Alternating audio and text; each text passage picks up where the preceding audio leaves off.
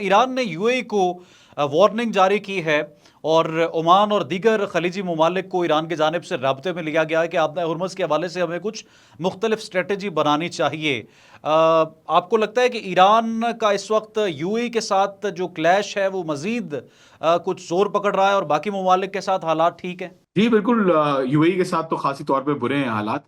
UAE, Kuwait और Bahrain, ये तीन ममालिक वो हैं जिनके अंदर हालात हमेशा के लिए खराब रहेंगे, ईरान के परमानेंटली खराब रहेंगे मेरे ख्याल में। क्योंकि यूएई तो एक इसराइल की प्रॉक्सी की तरह जो है वो यहाँ पे ईरान देख रहा है उसको, और ऐसा देख रहा है कि वो इसराइल ही बैठा हुआ है।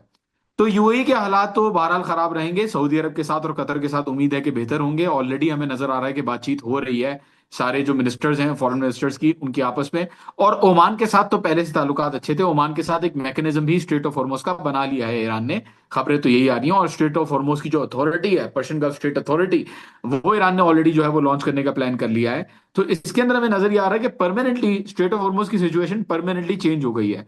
सऊदी अरब और कतर इस बात को रिकग्नाइज कर रहे हैं, रियलाइज कर रहे हैं कि ईरान अब जो स्ट्रेट ऑफ हॉर्मुज के ऊपर कंट्रोल किया है, ये कंट्रोल ईरान इतना आसानी से छोड़ेगा नहीं, क्योंकि उसके पास एक ही लेवरेज कार्ड है यूनाइटेड स्टेट्स के खिलाफ प्ले करने के लिए।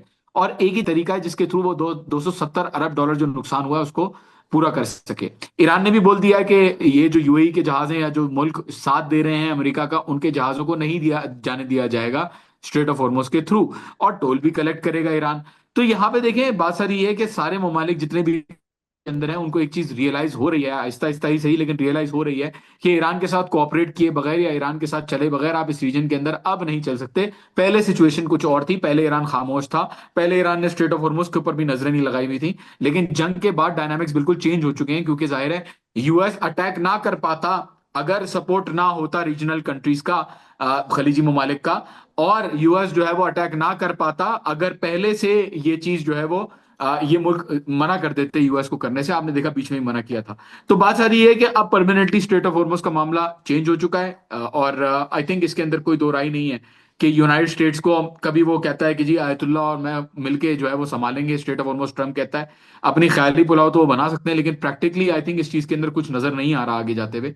ईरान और ओमान ही इसको कंट्रोल करेंगे, पैसेज वे को।